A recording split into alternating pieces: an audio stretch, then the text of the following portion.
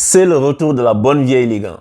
Onze pour tous, bonjour. Mais juste avant de parler de ça, aujourd'hui j'ai quelque chose d'exceptionnel. J'ai reçu un très très beau cadeau. Je vais vous le montrer de la part de mon pote qui est donc fan de Liverpool. Il m'a offert ça. Je viens de recevoir par la poste. Une écharpe, Liverpool, Sénégal, Sadio Mané. Donc je prends juste 2 minutes pour le remercier. Ariane, thank you very much for this gift. I really appreciate it. You know, it's gonna be going like upside there with the artwork, like in the decor somewhere. So really thank you for this and I appreciate it. I know like the videos are all in French, but I know you're watching all of them, so thank you very much and thank you for this gift. Donc les gars, c'est ça. Donc je vais parler de son équipe du coup, Liverpool, qui a joué contre Tottenham. Et en fait, j'ai vu un match, je suis mi-figue, mi-raisin à la sortie de ce match-là. Parce que Liverpool, en fait, ils ont écrasé, ils ont broyé Tottenham comme ils ont broyé d'autres équipes. Et Tottenham, je leur reproche ça parce que ils ont été incapables de proposer quelque chose. Ce que j'ai vu au début, c'est que Tottenham, ils étaient très agressifs sur le porteur du ballon ou bien les joueurs qui étaient dos au but. Que ce soit Salah d'un côté ou Mané de l'autre. Ils avaient des gardes du corps qui étaient tout de suite prompts à leur monter dessus. Et même au milieu de terrain, c'est pour ça qu'en début de match, ils ont chippé plein de ballons dans les pieds. Anderson, etc. Ils étaient pris parce que les gars avaient mis de la densité physique. Ils étaient prompts à jaillir sur les attaquants et sur les gars qui recevaient le ballon avec le dos au jeu. Mais après, tu te dis, OK, Tottenham, ils vont faire comme les autres équipes veulent faire. Ils vont attendre Liverpool et ils vont essayer de sortir pour partir en contre. Sauf que si tu veux faire ça, il va falloir que tu fasses des bonnes sorties de balles. Et à l'image de Leicester ou à l'image de je sais plus quelle autre équipe a joué contre Liverpool dernièrement, ils n'ont pas réussi à faire ça parce qu'ils n'ont pas eu la qualité technique pour sortir. Tu vois, et du coup, c'était insipide de la part de Tottenham. Je suis vraiment déçu du niveau de jeu qu'ils ont affiché aujourd'hui. Parce qu'il n'y a rien, en fait. Et en termes de production, en termes de créativité, j'ai trouvé qu'un joueur comme Eriksen, vraiment, il était perdu. C'est sur les relances de Tottenham, si tu regardes, ils avaient des relances où ils essayaient de jouer vite vers l'avant. Sauf que Liverpool, toute l'équipe est déjà en place. Ils veulent passer dans l'axe, mais Eriksen, il fait un appel côté droit, souvent, tu vois. Donc, ça fait qu'au milieu, c'est Lucas qui venait pour récupérer le ballon, pour faire remonter. Lucas, c'est pas ça son jeu. Il a réussi, je pense que c'était le meilleur à Tottenham aujourd'hui. Mais Lucas, on sait que c'est pas ça son jeu parce que il a une accélération, Lucas, mais il n'a pas une dernière passe. Il n'a pas une dernière action. Sa dernière action n'est pas bonne en général. Sa finition, elle laisse à désirer. Et donc, du coup, quand tu as un mec comme ça qui revient dans le cœur du jeu, il pourra pas distribuer parce qu'il va accélérer, éliminer un ou deux joueurs. Mais la dernière passe qu'il va faire, le décalage qu'il doit faire pour le coéquipier qui va arriver, va pas être fait dans les bonnes conditions. Et en plus, Tottenham, ils ont loupé plein d'occasions. Son, il a trop loupé cadre au moins. Si Son avait cadré une ou deux frappes, il y avait but. Dele Alli aussi invisible. Tottenham, ils n'ont pas été au niveau. Liverpool les a broyés parce que Liverpool, c'est une équipe que les joueurs se battent comme des morts de faim sur les deuxièmes ballons. On le sait que c'est ça leur style. Mais tu vois, le milieu de Liverpool, ils font des efforts très intenses, mais ils le font pas énormément. Est-ce que tu me suis? Ça veut dire qu'en fait, ils vont faire l'effort de courir tout de suite quand la balle est dans une certaine configuration. Ils vont courir comme des acharnés pour aller récupérer. Ça puise beaucoup d'énergie. Mais ça leur permet le plus clair du temps à être reposés. La défense de Liverpool, elle souffre pas, hein, parce que le ballon, il est pas dans cette zone-là. Ça me fait penser au Barça de Guardiola. Ce n'est pas le même niveau que le Barça de Guardiola. Je parle en termes d'idéologie de jeu.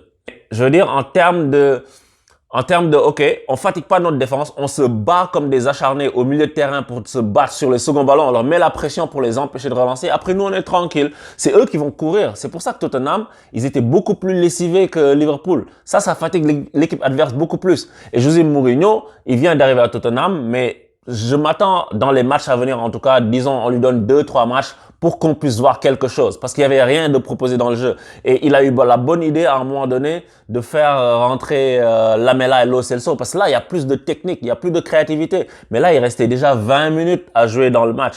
Et tout de suite, ça s'est vu que c'était pas la même chose. C'était pas la même chose. Lamela, il a fait une belle rentrée au départ. Lo Celso, il a fait une belle rentrée en général, mais il aurait dû concrétiser son action. Il se jette, il est devant le but, centre Dorier, mais mec, mets-la au fond. Tu vois, tu sais pas ce qui s'est passé sur cette action, mais bon, c'est des choses qui arrivent, j'imagine. Mais Lamela, il a manqué de vivacité aussi, je trouve. Parce que il est rentré, il a pu garder le ballon dans les pieds et faire avancer, etc. Mais il manquait de vivacité alors qu'il venait de rentrer. Et ça leur a été très préjudiciable à Tottenham. Et Liverpool qui continue son cavalier seul, qui est en train d'écraser le championnat. Je ne veux même plus dire combien de points d'écart ils ont. Tellement ils en ont trop.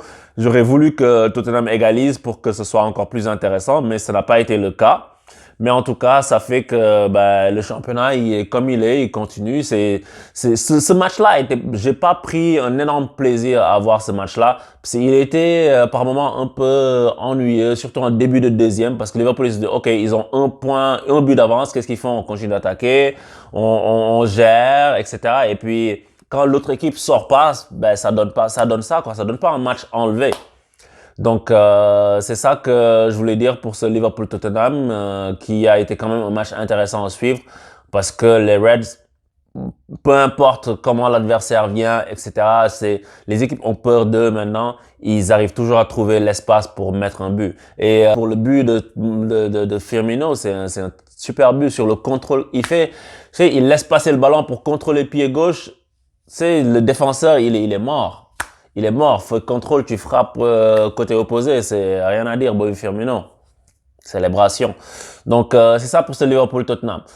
Alors, parlons aussi de City. City, j'ai dit que Liverpool, ils ont broyé Tottenham, mais City, ils ont explosé Villa.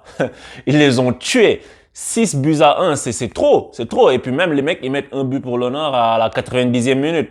Ça veut dire que ils ont pris très cher chez eux. Et le plus gros fait marquant de ce match, c'est Agüero, Kun Agüero, Sergio Agüero. Il rentre dans l'histoire, meilleur buteur étranger de l'histoire de la Premier League.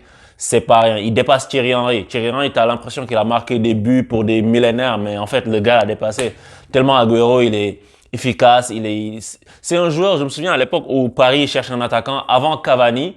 Moi, je disais, je veux Agüero. Mais même quand, après 1 ou 2 ans avec Cavani, je disais, s'il faut recruter un attaquant pour Paris, ça aurait été Agüero. Pour la façon dont il joue, pour la façon dont il peut jouer en 9,5, tu sais, c'est un 9, tu vois, mais il peut revenir, conserver, faire remonter le bloc, ce que Cavani ne fait pas au PSG, mais il fait d'autres choses.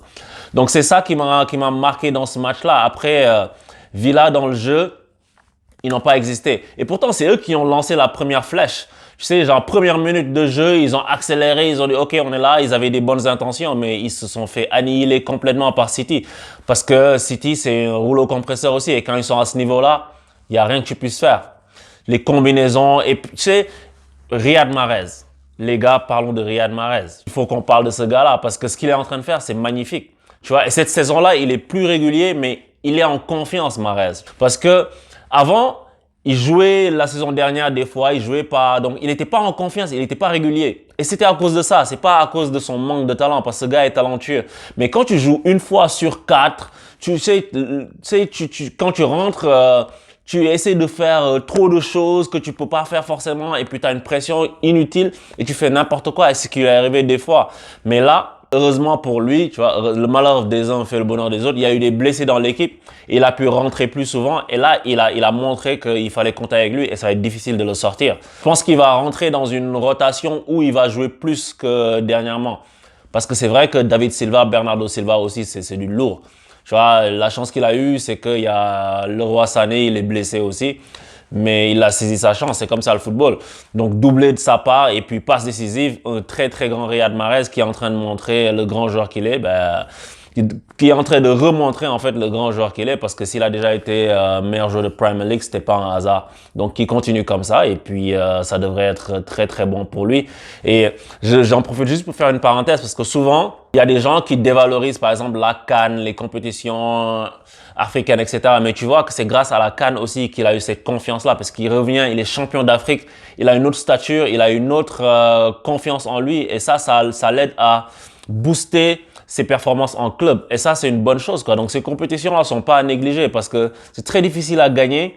Mentalement, il faut être très costaud. Et puis, il était capitaine de cette équipe qui a été championne. Donc, ça lui donne aussi un boost. Donc, c'est une combinaison de facteurs qui ont fait que Riyad Mahrez, aujourd'hui, il est à son niveau. Mais il n'est pas le seul dans cette équipe. Si tu vois De Bruyne, De Bruyne, la passe qu'il met pour le but de Gabriel Jesus, tu sais, quand il célèbre là, Jesus, il dit, moi ce que je lis sur les lèvres en tout cas, il dit what a pass. C'est lui-même, il est choqué par la passe. Le mec, il fait un centre cordeau, il contourne la défense pour trouver le gars seul au deuxième poteau. Et quelque chose, quand tu regardes ça, tu te dis, mais City, parce que souvent, tu as des équipes, on te dit, ouais, tel joueur et tel joueur, ça va faire trop, ils peuvent pas jouer ensemble. Paris a ce problème-là, parce que genre, pendant longtemps en tout cas, Tuchel, on dit, comment il va faire jouer tel joueur plus tel joueur, comment il va les faire coexister. Guardiola, il y arrive. Parce que quand tu as des stars comme Agüero, tu as Sterling, que l'oublions pas, tu as Gabriel Jesus, tu as Kevin De Bruyne, tu as Mahrez, tu as Bernardo Silva, tu as David Silva, et tu réussis à faire jouer tout ce monde-là ensemble. À chaque fois qu'il y en a un qui rentre, il rentre dans un collectif. À Manchester City, il n'y a aucun joueur qui joue pour sa pomme. Aucun joueur qui joue pour sa poire. Et ils sont là, ils font ce que Guardiola demande. C'est visible. Et tu sais, les supporters de City, ils le reconnaissent parce que quand le match il est comme ça, quand l'équipe elle développe ce jeu-là avec ses combinaisons, les joueurs qui se trouvent les yeux fermés, les déplacements, etc., tout coulisse bien, tu les entends rendre hommage à Guardiola. Quand ils disent Guardiola, we've got, Guardiola, we've got, ils savent ce qu'ils ont. Parce qu'en effet, la patte de l'entraîneur se voit. Et c'est ça des fois qu'on a du mal à avoir avec certains autres entraîneurs. Et Guardiola, son influence, elle est visible. Et tu sais, juste pour faire un parallèle sur son influence, sur ce match-là, tu as vu que Villa, sur le deuxième but, je pense, c'est Drinkwater qui perd la balle dans la surface. L'influence de Guardiola sur les autres équipes joue contre elle. Je m'explique. Parce que Guardiola, c'est lui qui a amené le football c'est lui en tout cas qui l'a mis au niveau exponentiel où on part de derrière, on se fait la passe, on implique le gardien, sous la pression dans la surface, on essaie de sortir proprement. Alors qu'avant, le ballon quand il est dans la surface, mon gars, tu dégages. Au Sénégal, on dit touche et do fesse. Tu sais, tu dégages quand tu peux dégager en touche parce que c'est une situation catastrophique. Mais maintenant, toutes les équipes essaient, même quand ils sont dans la surface de réparation, de se faire des passes. Alors que ça, c'est le plus gros danger qu'il peut y avoir au football. Ça et la passe dans l'axe, c'est les plus gros dangers qu'il peut y avoir au football. Mais les équipes veulent faire ça parce qu'elles ont été influencées par la philosophie de Guardiola, qui dit ouais, on repart de derrière, etc. Et ça leur a été très préjudiciable parce que Drinkwater, il fait la passe, le gars il intercepte et Mahrez il est bien placé. Ou c'est pas ce but-là, je sais pas. En tout cas, il loupe sa passe et puis les gars marquent quoi. Et l'abnégation d'Agüero aussi sur le but de Mahrez qui harcèle, qui tacle, etc. City, c'est des mecs, ils sont dans le bon état d'esprit. Le championnat leur a échappé, mais je pense qu'en Champions League, ça va être difficile, surtout s'ils ont une bonne défense. S'ils ont une bonne défense, ça va être difficile pour les autres équipes. Mais c'est ça qui leur fait défaut pour l'instant. On va voir ce que ça va donner, si le mercato, ils vont se renforcer ou pas, s'ils vont trouver de bons défenseurs parce que ils peuvent aller loin comme ça. Devant, ils n'ont rien à envier à personne avec des joueurs exceptionnels comme je l'ai dit. Alors, notre bonne vieille Ligue 1, Paris Saint-Germain-Monaco, le match au sommet de cette Ligue 1. Ça a tenu toutes ses promesses. J'ai vraiment pas regretté de regarder ce match. C'était un très très beau match, 3 buts partout.